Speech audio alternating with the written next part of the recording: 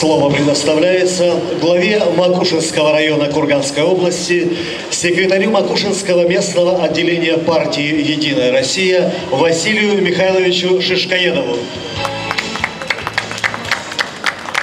Добрый день, уважаемые зауральцы, земляки, курганцы.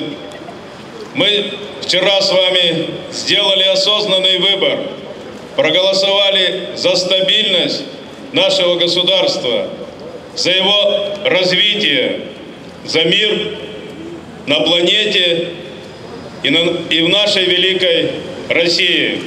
Я бы хотел выразить глубокую признательность всем избирателям Курганской области, кто пришел на избирательные участки и отдал свой голос за партию «Единая Россия» и за другие партии, которые участвовали в выборной кампании.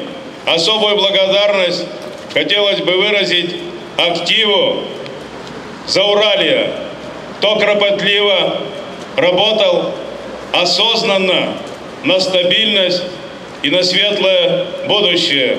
Огромное вам спасибо. Вместе нам трудиться на родное Зауралье, делать и совершать благие дела. Всех поздравляю с праздником.